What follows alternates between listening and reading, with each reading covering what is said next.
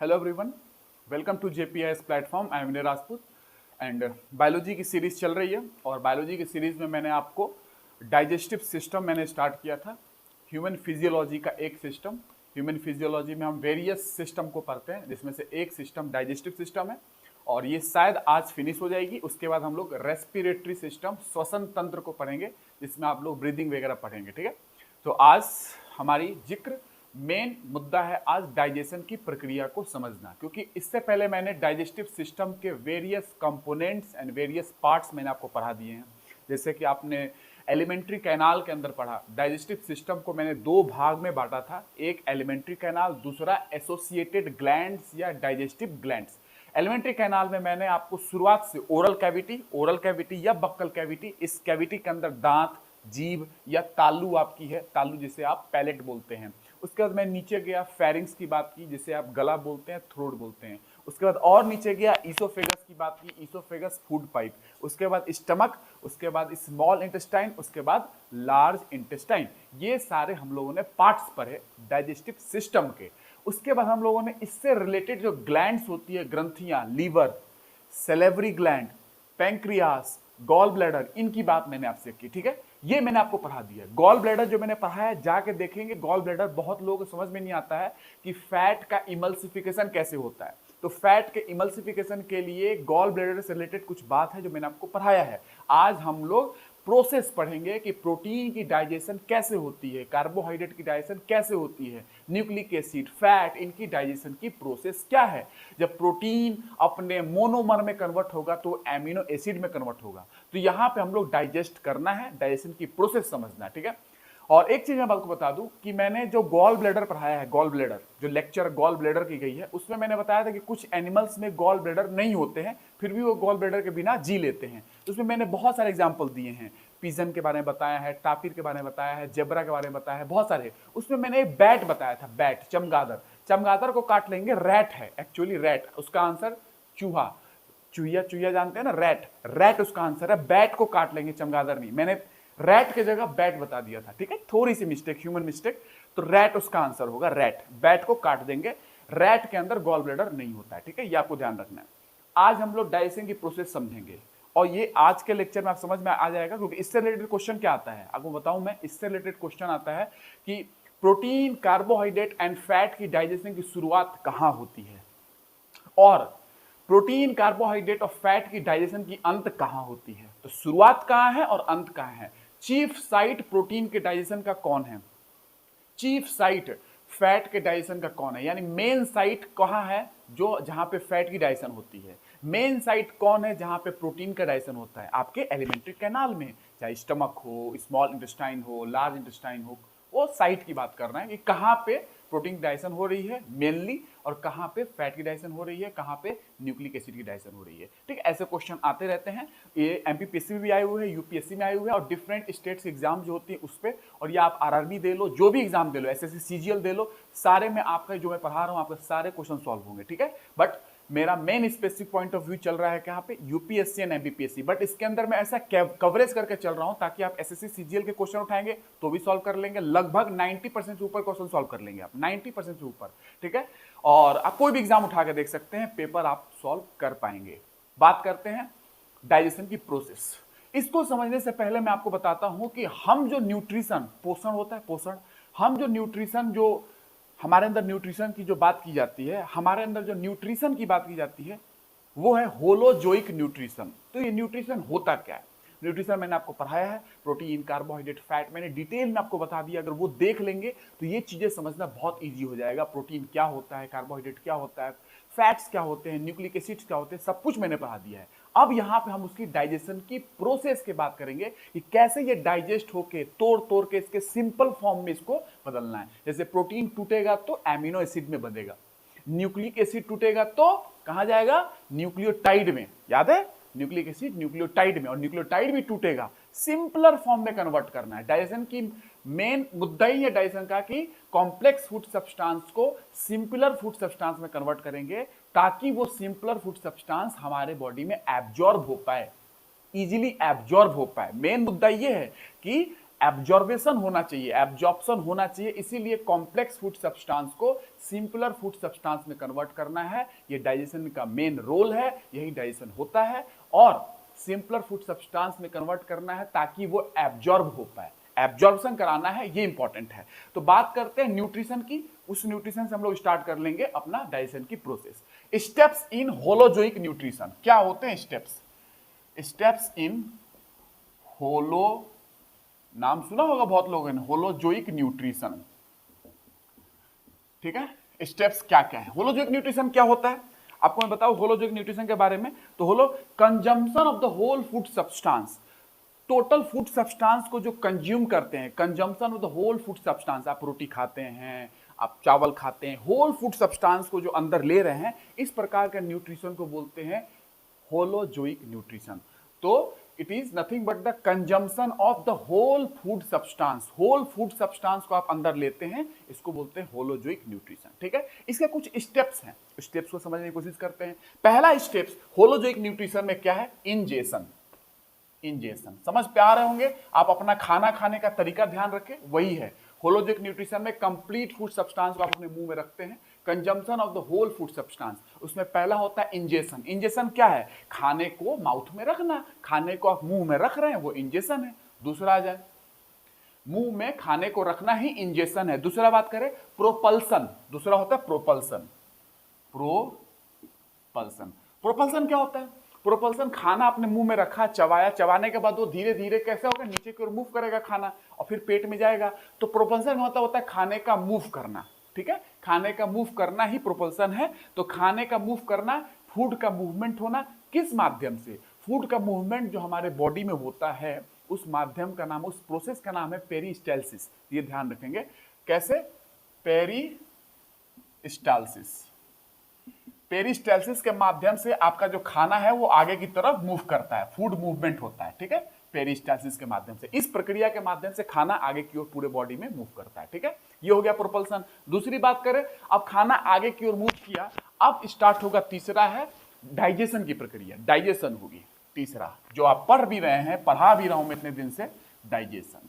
तो तीसरा स्टेप होगा, जब खाना नीचे की ओर आएगा तो डाइजेशन होगा उसका, यानी कि कॉम्प्लेक्स फूड सब्सटेंस का सिंपलर फूड सब्सटेंस में कन्वर्ट करेंगे ताकि वो इजीली एब्जॉर्ब हो पाए। यानी कि डाइजेशन के बाद क्या आना चाहिए? डाइजेशन के बाद अब एब्जॉर्प्शन आना चाहिए, ताकि हमारा खाना जो हमने खाया है वो अब एब्जॉर्ब हो पाए बॉडी के अंदर, ब्लड के अंदर। एब्जॉर्प्शन, एब्जॉर्प्शन हो गया, बॉडी में एब्जॉर्ब हो गया वो जो आपने पचाया है, डाइजेस्ट किया है। अब ये एब्जॉर्प्शन के बाद क्या प्रोसेस आएगा? एसिमिलेशन। एसिमिलेशन का मतलब क्या होता है अभी मैं बताता हूं। Fifth point, assimilation. ये सारे स्टेप्स हैं होलोजोइक न्यूट्रिशन के, एसिमिलेशन। और इसका बेस्ट एग्जांपल आप जानते हैं, ह्यूमन खुद ही है। होलोजोइक न्यूट्रिशन में सारा प्रोसेस हम लोग फॉलो करते हैं। खाना खाते हैं, खाना आगे की ओर मूव करता है, उसका डाइजेशन होता है, पाचन होता है, उसका एब्जॉर्प्शन होता है, सिंपलर फूड सब्सटेंस में जब कन्वर्ट हो जाएगा तो वो एब्जॉर्ब होगा हमारे ब्लड में। वो एब्जॉर्ब होने के बाद एसिमिलेशन होगा। एसिमिलेशन का मतलब क्या होता है? एसिमिलेशन का मतलब किसी को समझ में आ रही है क्या होता होगा? जो भी आपने फूड सब्सटेंस को एब्जॉर्ब किया है, वो फूड सब्सटेंस एब्जॉर्ब होने के बाद कोशिका के प्रोटोप्लाज्म में चला जाए, कोशिका का प्रोटोप्लाज्म, जीव द्रव्य उसके अंदर जाके मिल जाए, ये है एसिमिलेशन। तो एब्जॉर्प्शन जो यहां पे कराया, उसके बाद जो मैं ये करा रहा हूं एसिमिलेशन, इसमें क्या है? Incorporation of the food substance, incorporation of the absorbed food substance into, कहां? एब्जॉर्ब्ड फूड सब्सटेंस का इनकॉर्पोरेशन कहां कराना है? In the protoplasm of the cell, cell के प्रोटोप्लाज्म में। वहां पे सारी चीजें घुल जाएंगी, मिल जाएंगी, ठीक है। ये लास्ट में होना चाहिए, ठीक है ना। तो ये कहीं ना कहीं एब्जॉर्ब होने के बाद वो फूड सब्सटेंस हमारे प्रोटोप्लाज्म का पार्ट बनना चाहिए, हमारे सेल के प्रोटोप्लाज्म में वो घुल जाना चाहिए, मिल जाना चाहिए अल्टीमेटली।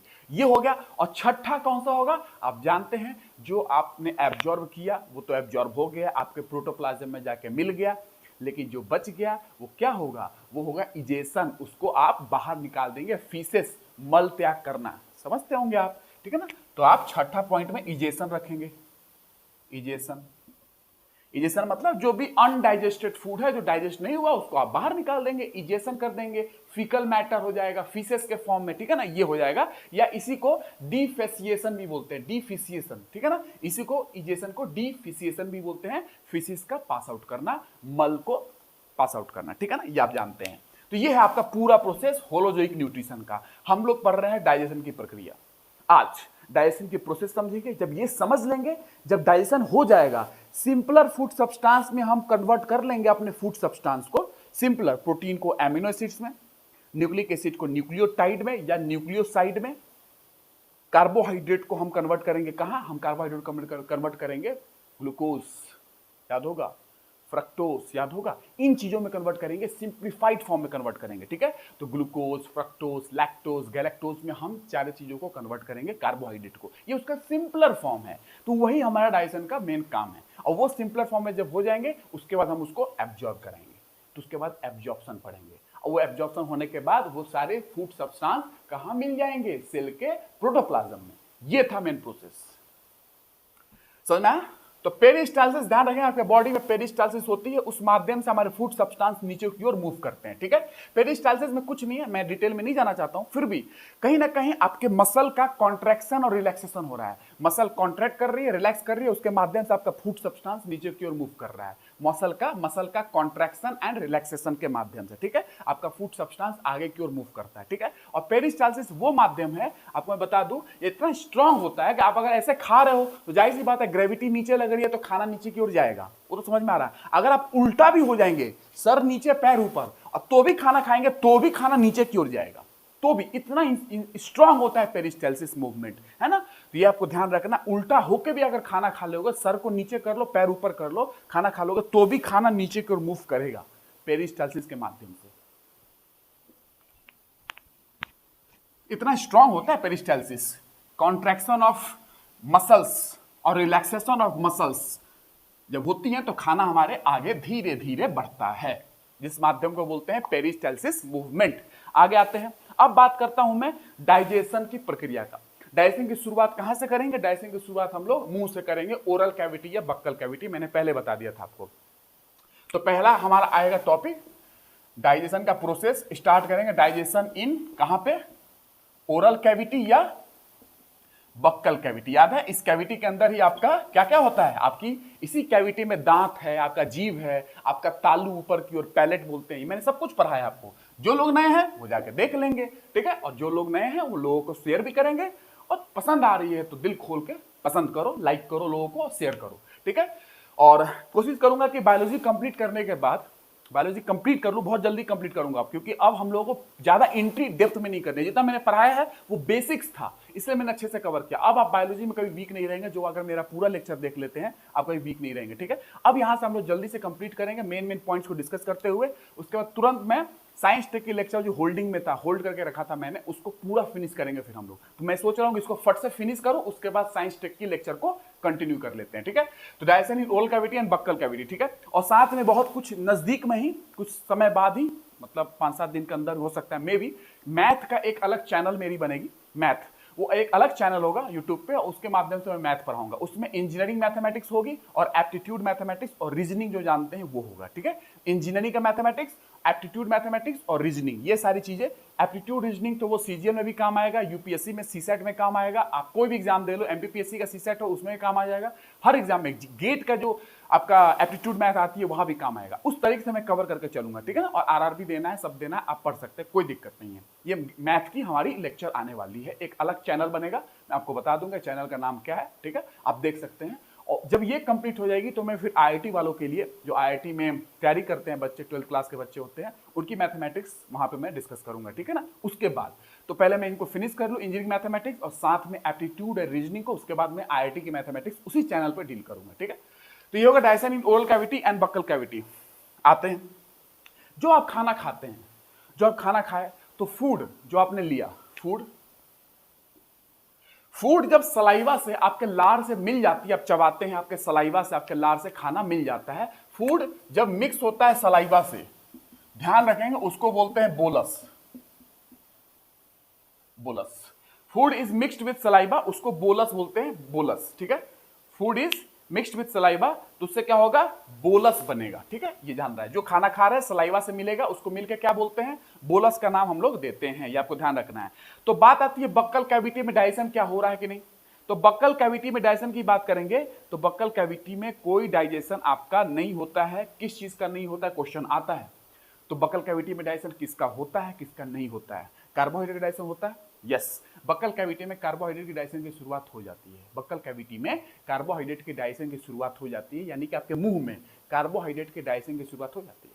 लेकिन प्रोटीन की डाइजेशन की शुरुआत नहीं होती है। प्रोटीन का डाइजेशन आपके मुंह में नहीं होता है, और नियरली फैट का भी डाइजेशन नहीं होता है। मैं ज्यादा डेप्थ में नहीं जाना चाहता हूं क्योंकि कुछ है इसमें बात कहने को, ठीक है ना। फिर भी आपके एग्जाम पॉइंट ऑफ व्यू से आपका मुंह में, आपके माउथ में फैट का भी डाइजेशन नहीं होता है, प्रोटीन का भी डाइजेशन नहीं होता है, लेकिन कार्बोहाइड्रेट की डाइजेशन की शुरुआत हो जाती है, ठीक है। तो ये आप नोट करेंगे, इस पॉइंट को पहले नोट कर लीजिए, ठीक है। अब बात करता हूं मैं, आपको पहले सलाइवा की बात कर लेता हूं। यहां पे कॉम्पोनेंट ऑफ सलाइवा, यहां से चलते हैं, इसमें अंदर क्या है, कॉम्पोनेंट ऑफ सलाइवा। ये क्वेश्चन आए हुए हैं कि कार्बोहाइड्रेट की डाइजेशन की शुरुआत कहां होती है, प्रोटीन की डाइजेशन की शुरुआत कहां होती है, और फैट की डाइजेशन की शुरुआत कहां होती है, इनकी शुरुआत कहां होती है डाइजेशन की। ये सब क्वेश्चन आता है, ठीक है ना, आप नोट करेंगे। तो 1 से 1.5 लीटर सलाइवा पर डे, 1 से 1 to 1.5 litre saliva per day secret होता है। पर डे इतना सलाइवा आपके बनते हैं, मैंने बताया भी था। और इसमें 99.5% पानी होता है सलाइवा में, 99.5% वाटर होता है। और इसकी जिक्र मैंने, जब मैंने सलाइवा पढ़ाया आपको सैलिवरी ग्लैंड, उसमें बताया था मैंने, आप देख सकते हैं सैलिवरी ग्लैंड की लार ग्रंथियों के बारे में मैंने पढ़ाया है। इसमें 2 एंजाइम होते हैं, मैंने ये भी बताया था, 2 एंजाइम। पहला एंजाइम है सैलिवरी एमाइलेज। सलाइवा के अंदर 2 एंजाइम होते हैं, सैलिवरी एमाइलेज, इसी को डायस्टेज भी बोलते हैं, इसी को टायलिन भी बोलते हैं, और इसी को अल्फा एमाइलेज भी बोलते हैं। एक एंजाइम ये हो गया, सलाइवा के अंदर आपका पाया जाता है। दूसरा एंजाइम है, बहुत इंपॉर्टेंट है ये भी, लाइसोजाइम।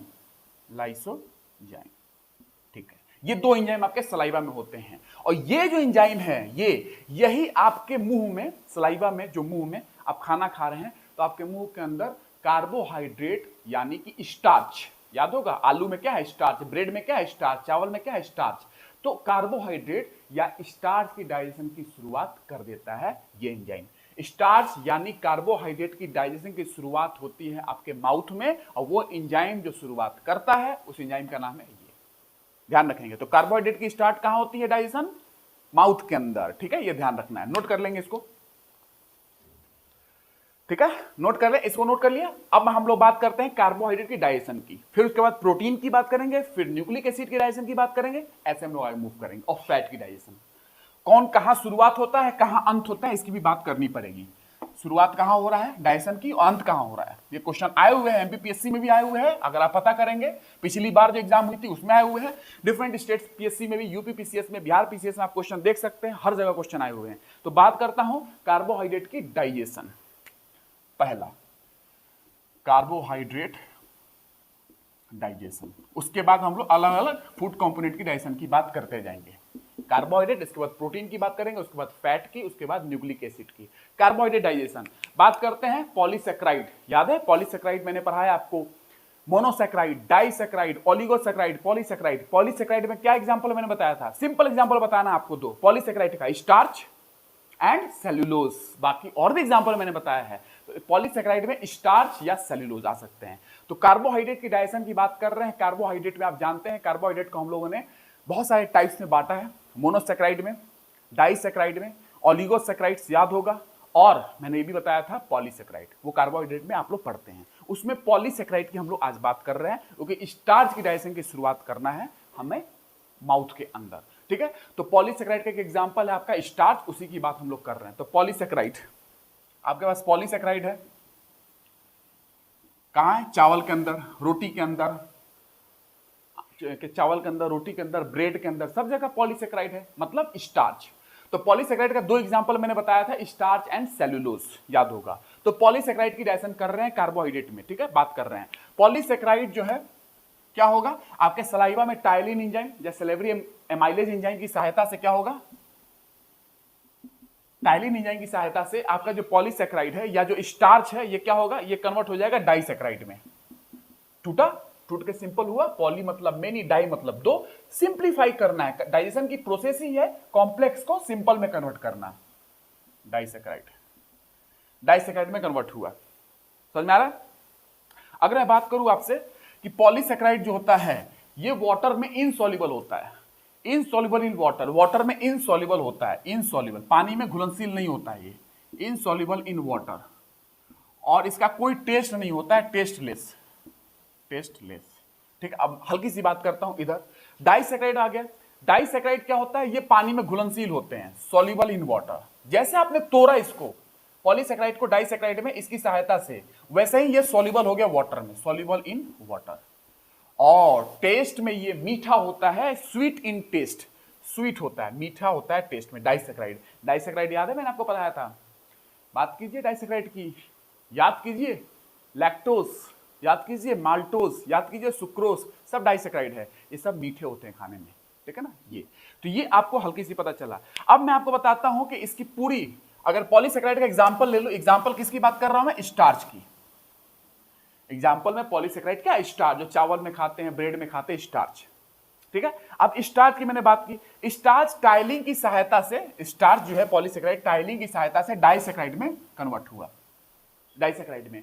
तो एक डाइसैकेराइड जो बनता है, यहां से मैं आपको थोड़ा स्टार्च का एग्जांपल लेके समझा रहा हूं। अगर पॉलीसैकेराइड में स्टार्च की बात कर रहे हैं और स्टार्च की बात कर रहे हैं और स्टार्च आपके मुंह के अंदर, आपके मुंह के अंदर स्टार्च टाइलिंग की सहायता से, मैंने तो ये इन जनरल आपको लाइन बता दिया, equation in general polysaccharide tiling की सहायता से डाइसैकेराइड में कन्वर्ट होते हैं। अब पॉलीसैकेराइड में एग्जांपल ले रहा हूं स्टार्च, जो आप चावल रोटी में खाते हैं, अब उसको लेके समझते हैं कि क्या है।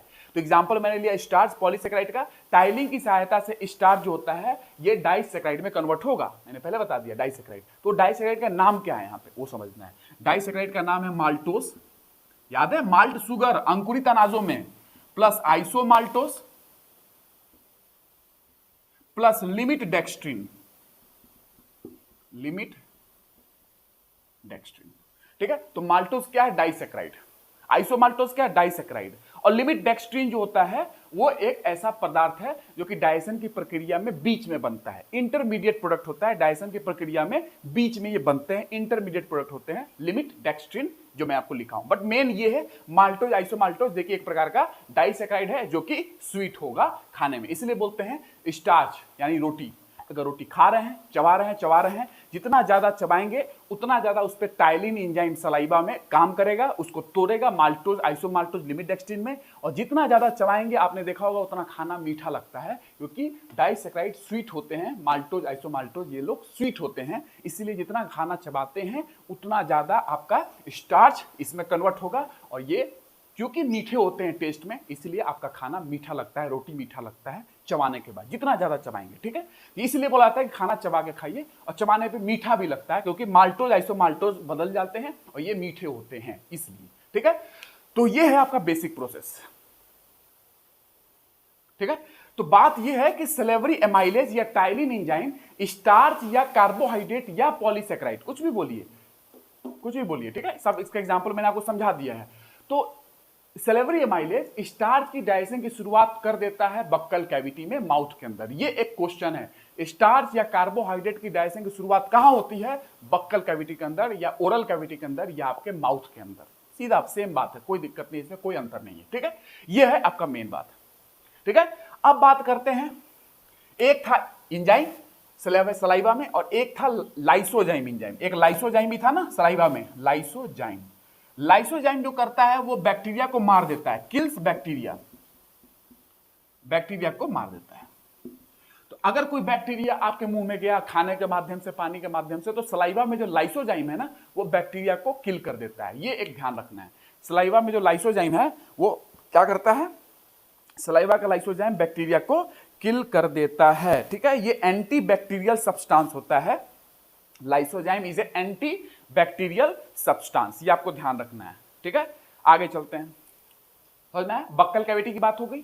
अब नीचे आते हैं, नीचे आके फेरिंक्स छोड़ दीजिए, गले को छोड़ दीजिए, यहां आते हैं ईसोफेगस में। क्या ईसोफेगस में कोई डाइजेशन होता है? तो मैं आपको बता दूं, ईसोफेगस में कोई भी डाइजेस्टिव ग्लैंड नहीं है, कोई भी डाइजेस्टिव ग्लैंड नहीं है, इसलिए उसमें कोई भी डाइजेशन नहीं होता है। डाइजेस्टिव ग्लैंड नहीं है तो कोई एंजाइम वहां से निकलेगा नहीं, इसलिए कोई वहां पे डाइजेशन नहीं होता है। ठीक है, ये ध्यान रखना है, क्योंकि उसके अंदर डाइजेस्टिव ग्लैंड नहीं है, इसलिए उसके अंदर में कोई डाइजेशन नहीं होगा, क्योंकि कोई एंजाइम ही नहीं बन रहा है डाइजेशन कराने वाली। इसलिए ईसोफेगस जो अगला टर्म आने वाला है उसमें कोई भी डाइजेशन नहीं होता है, ये लिख लेंगे।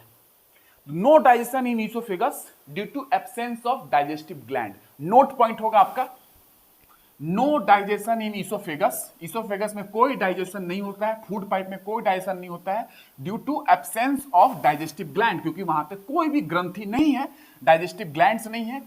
अगर रहती तो डाइजेशन होता, वहां है ही नहीं, नहीं है तो कोई एंजाइम नहीं बन रहा है डाइजेशन कराने वाला। तो ये आपको ध्यान रखना है, नोट में लिखेंगे, नोट पॉइंट लिखेंगे, note point. No digestion in oesophagus, oesophagus में कोई डाइजेशन नहीं है। No digestion in oesophagus due to absence of digestive glands, digestive glands की नहीं है वहां पे, इसके कारण वहां पे कोई डाइजेशन नहीं होता है ईसोफेगस फूड पाइप के अंदर। ये आपको ध्यान रखना है, ये ध्यान रखना है उसमें कोई डाइजेस्टिव ग्लैंड नहीं है ईसोफेगस में, फूड पाइप में, इसलिए वहां पे कोई डाइजेशन की प्रोसेस नहीं होती है, ठीक है। बट एक चीज कभी क्वेश्चन पूछ ले, जो आपने स्टार्च लिया, चावल रोटी खाया, उसकी डाइजेशन की शुरुआत कहां हो गई? माउथ में, सैलिवरी एमाइलेज की सहायता से, टाइलिंग की सहायता से। वो जो नीचे के खाना आप मूव कर रहा है तो वो तो फूड पाइप से भी होते जा रहा है ना, फूड पाइप से, तो वो तो फूड पाइप से होते जा रहा है, तो सैलिवरी एमाइलेज अपना तो काम कर ही रहा होगा, क्योंकि खाने में मिक्स है, saliva plus food is bolus, खाने में तो मिक्स हो गया सैलिवरी एमाइलेज, वो तो अपना स्टार्च की डाइजेशन का काम तो कर ही रहा होगा। मुंह में स्टार्ट कर दिया था उसने डाइजेशन की स्टार्ट, मुंह में स्टार्च की डाइजेशन उसने शुरुआत कर दिया था। वो जो नीचे की ओर मूव कर रहा है तो वो ईसोफेगस से होते हुए पेट में जाएगा, लेकिन क्या वो ईसोफेगस में सैलिवरी एमाइलेज चुप रहेगा?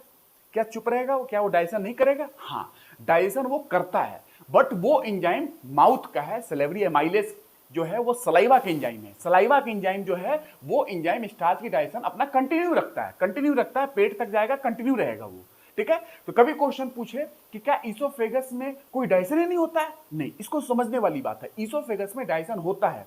कब? कौन सा डाइजेशन?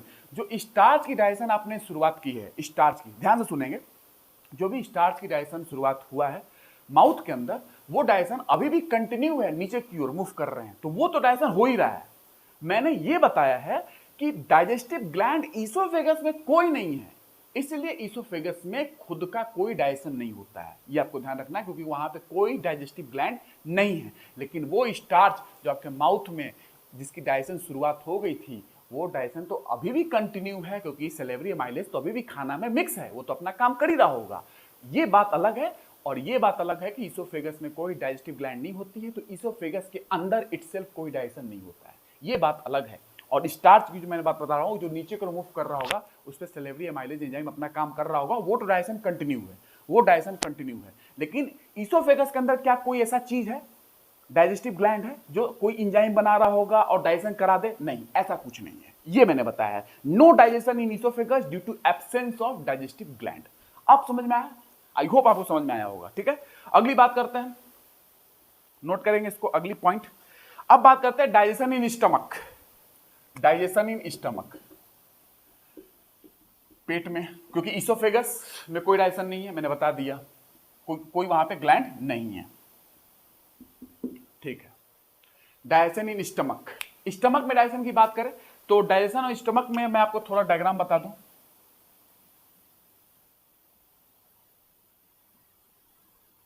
याद है, जे शेप का स्टमक होता है, जे शेप, मैंने आपको बताया था स्टमक कौन सा शेप है, जे शेप।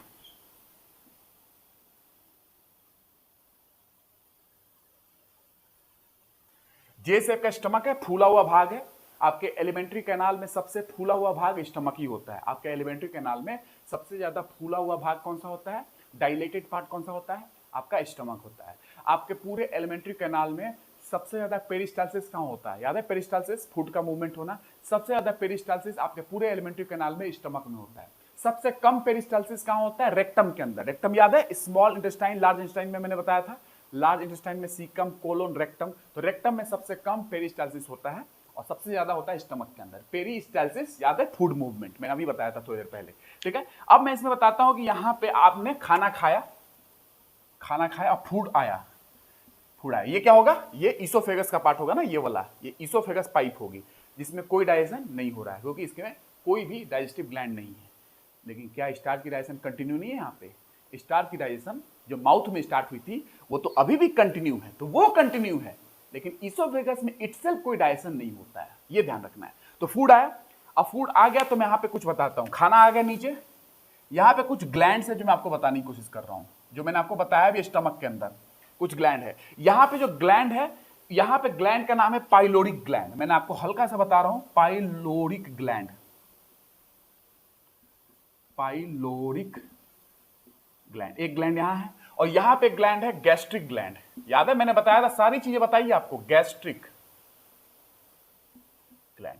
अब जब फूड आया, खाना जब आया, ऊपर से आपने खाया, खाना खाया आया, खाना आने के बाद फूड क्या करेगा, ये जो फूड है, ये फूड आपके पाइलोरिक ग्लैंड को स्टिमुलेट करेगा। पाइलोरिक ग्लैंड को क्या करेगा, स्टिमुलेट करेगा, ठीक है, स्टिमुलेट करेगा। तो पाइलोरिक ग्लैंड इसके स्टिमुलेशन में क्या करेगा, एक हार्मोन रिलीज करेगा, जिस हार्मोन का नाम है gastrin hormone. Gastrin, gastrin hormone को रिलीज करेगा पाइलोरिक ग्लैंड। जैसे फूड आया, फूड ने इसको स्टिमुलेट किया, स्टिमुलेट्स किया पाइलोरिक ग्लैंड को। ये पाइलोरिक ग्लैंड जैसे स्टिमुलेट्स हो गए तो क्या होगा, इन्होंने एक हार्मोन को रिलीज कर दिया, हार्मोन गैस्ट्रिन हार्मोन रिलीज हुआ। ये गैस्ट्रिन हार्मोन क्या करता है कि ये गैस्ट्रिक ग्लैंड को स्टिमुलेट करता है। गैस्ट्रिन हार्मोन गैस्ट्रिक ग्लैंड को स्टिमुलेट करेगा, गैस्ट्रिक ग्लैंड को स्टिमुलेट करेगा। जैसे गैस्ट्रिक ग्लैंड स्टिमुलेट हो जाएगी तो गैस्ट्रिक जूस वहां पे मिलेगा, तो यहां से बन जाएगा, ये बना देगी गैस्ट्रिक जूस, गैस्ट्रिक जूस। अब मैंने इसकी भी बात आपसे की थी गैस्ट्रिक जूस की, याद होगा। यहां मैं आपको सिंपलीफाई में ये एक्चुअली प्रोसेस समझाया कि हो क्या रहा है। अब मैं बात करता हूं component of gastric juice. Component, इसके अंदर में क्या क्या होता है, जो गैस्ट्रिक जूस बनाया मैंने इन सारे प्रोसेस से, कैसे ये इसको स्टिमुलेट किया, ये बना, ये कैसे स्टिमुलेट किया गैस्ट्रिक ग्लैंड को, और ये गैस्ट्रिक जूस बन गई। ये जूस में होता क्या है, कंपोनेंट की बात कर रहा हूं, कंपोनेंट ऑफ गैस्ट्रिक जूस। याद है मैंने इसकी भी बात की थी आपसे। यहां तो मैं हल्की से आपसे बात करता हूं कि secrete about 2 litre per day. कितना बनता है ये, 2 लीटर पर डे।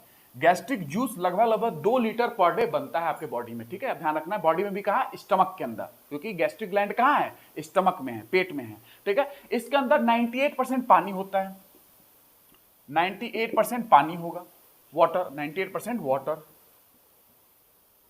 98% तो पानी है। उसके बाद बात करूं, ये पीएच इसका हाईली एसिडिक होता है। पीएच जानते होंगे, एसिडिटी और बेसिसिटी बताने के लिए यूज करते हैं। पीएच इसका हाईली एसिडिक है गैस्ट्रिक जूस का, 1 से 3 के बीच में होता है।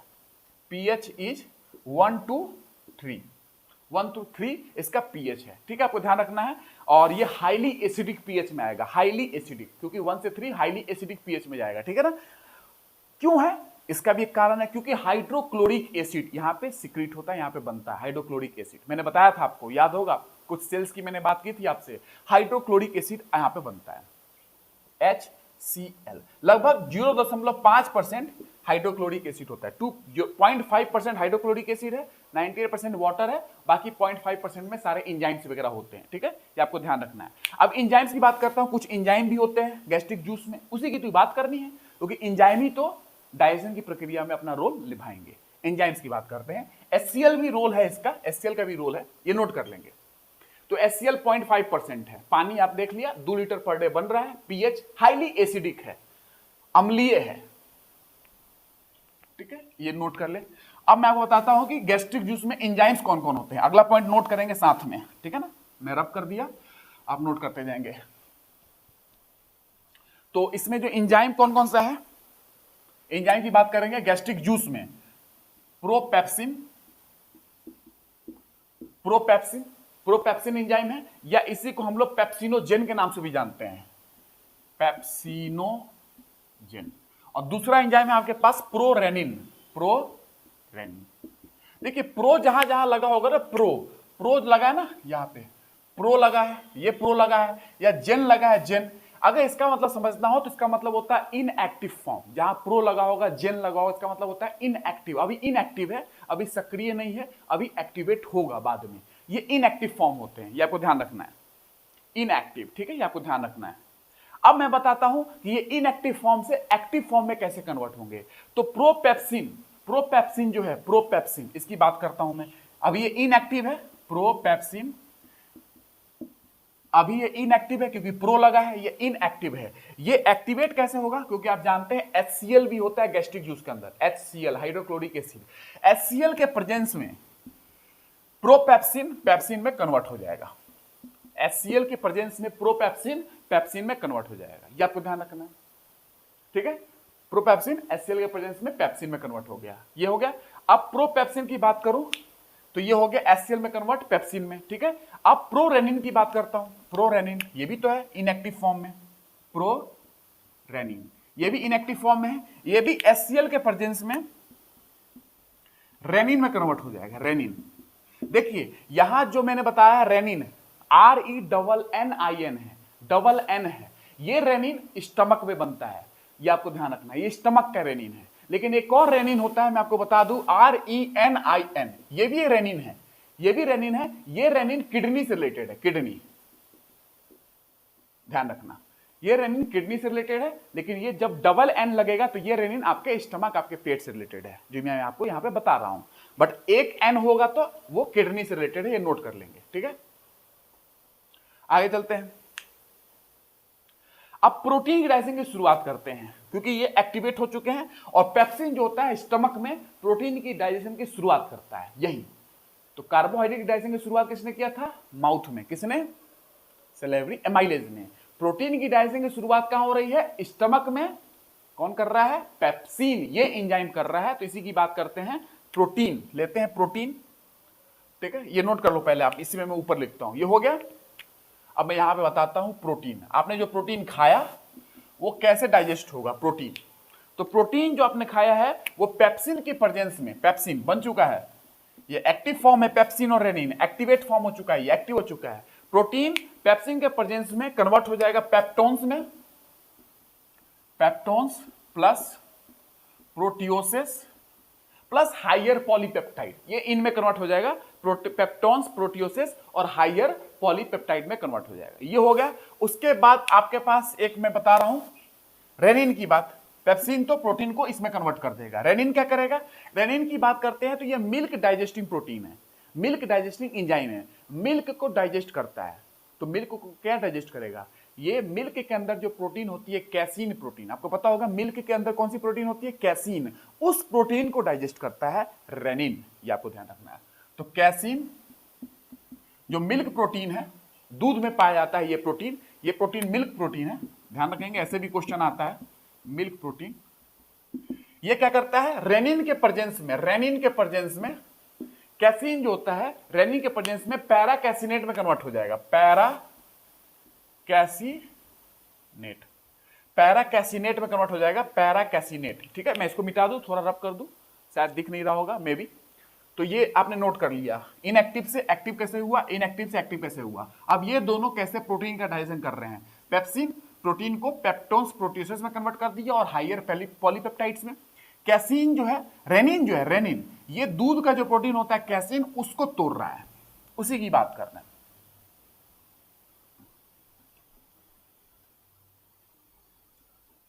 ठीक है, देखिए तो कैसीन की बात करता हूं मैं।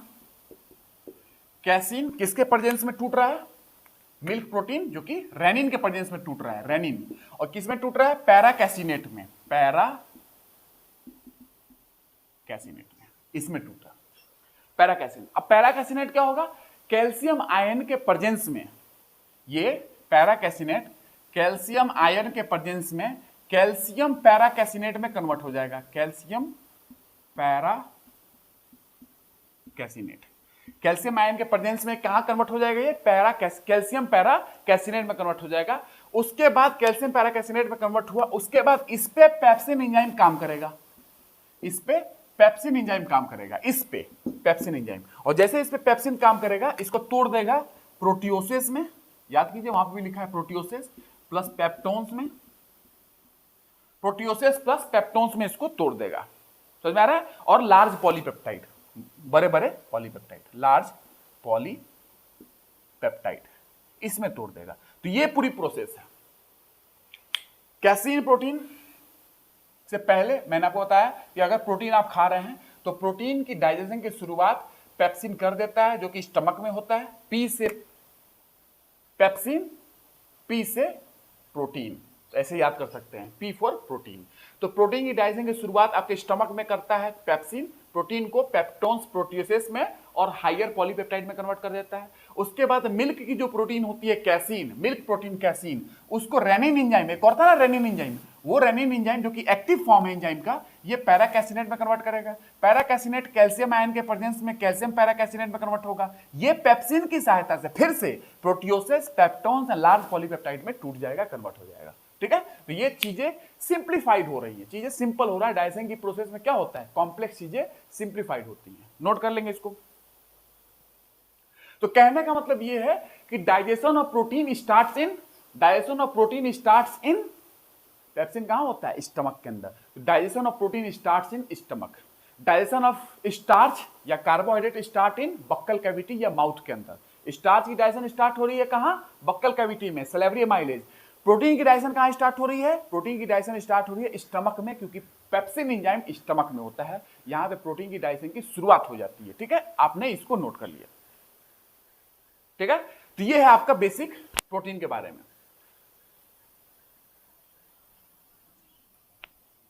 और रेनिन एंजाइम आप ध्यान रखेंगे, थोड़ा एक्स्ट्रा मैं आपको बता देता हूं। रेनिन एंजाइम जो होता है ये आमतौर पे बच्चों में पाया जाता है। ये मिल्क को डाइजेस्ट करने वाला एंजाइम है, मिल्क प्रोटीन कैसीन को डाइजेस्ट करने वाला एंजाइम है। तो मिल्क प्रोटीन कैसीन को डाइजेस्ट करने वाला एंजाइम रेनिन जो है ये आमतौर पे बच्चों में ज्यादा सीक्रेट होता है। जैसे जैसे हम बड़े होते जाते हैं रेनिन एंजाइम हमारे बॉडी में कम बनता है, हमारे स्टमक में कम बनता है, इसलिए बड़े लोग दूध को नहीं पचा पाते हैं। ठीक है, लेकिन ये बच्चों में अच्छे मात्रा में बनता है, इसलिए बच्चे दूध को अच्छे तरीके से पचा लेते हैं रेनिन एंजाइम की सहायता से। लेकिन जैसे जैसे हम ग्रो करते जाते हैं रेनिन एंजाइम का प्रोडक्शन कम होते लगता है, कम होते जाएगा, तो क्या होगा, हम मिल्क को पचाने में हमें परेशानी होती है। ठीक है, ये आपको ध्यान रखना है।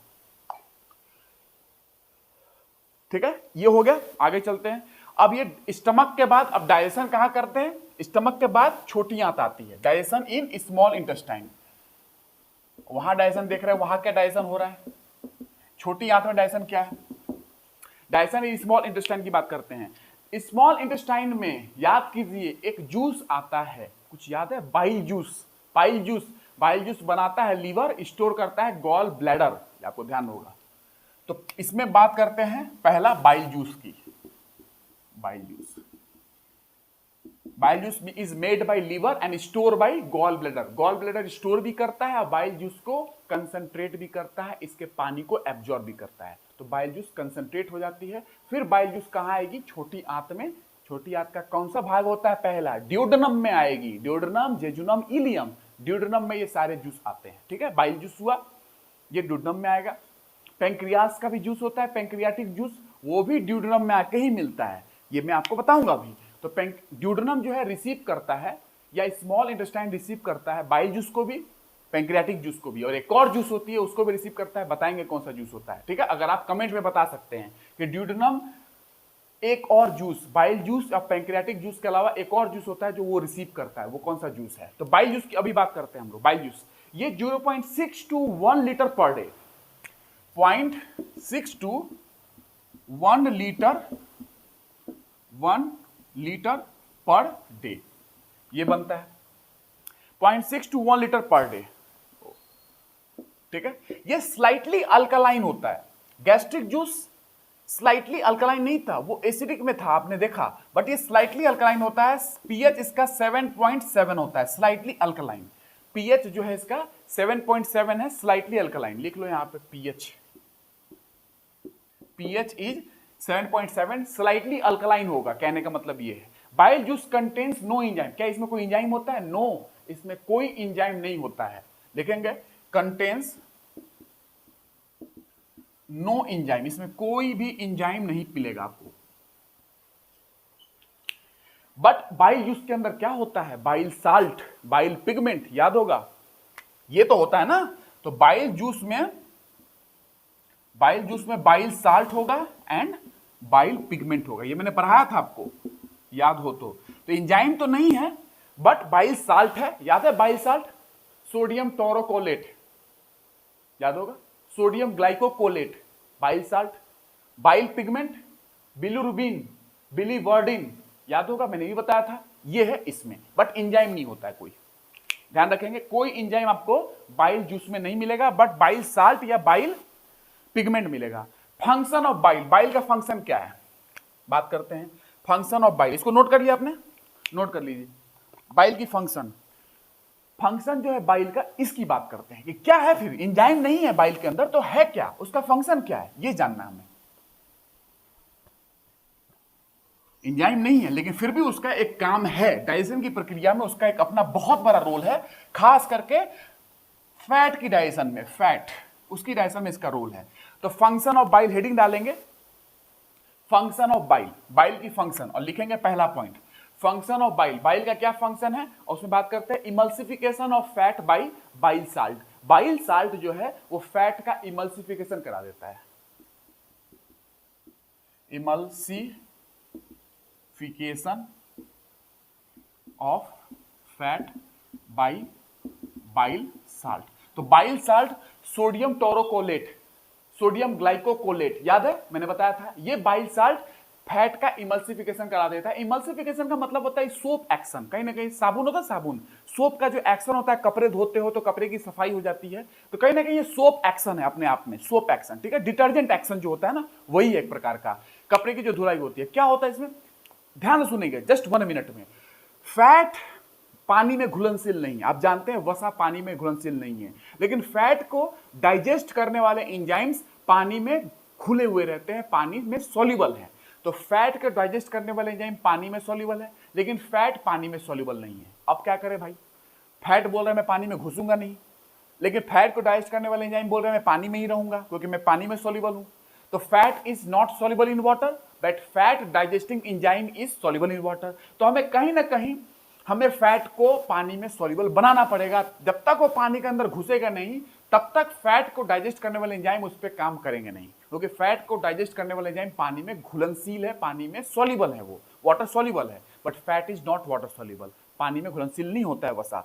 इसको मैं करना है कि पानी में कैसे फैट को घुलनशील हम कर दे, कैसे उसको सॉल्युबल कर दे, इसी प्रोसेस को बोलते हैं emulsification. Emulsification is a process by which fat is soluble in water, fat को हम पानी में सॉल्युबल बना देते हैं, घुलनशील कर देते हैं, तो पानी के अंदर चला जाएगा और फैट डाइजेस्टिंग एंजाइम उस पर काम करेंगे, उसको डाइजेस्ट कर देंगे, क्योंकि फैट डाइजेस्टिंग एंजाइम वो पानी में सॉल्युबल है, वो उसके अंदर हैं, ठीक है। तो हमें कहीं ना कहीं फैट को हमें पानी में सॉल्युबल बनाना पड़ेगा, और ये हम इमल्सिफिकेशन के माध्यम से करते हैं। कैसे करते हैं देखेंगे ध्यान से।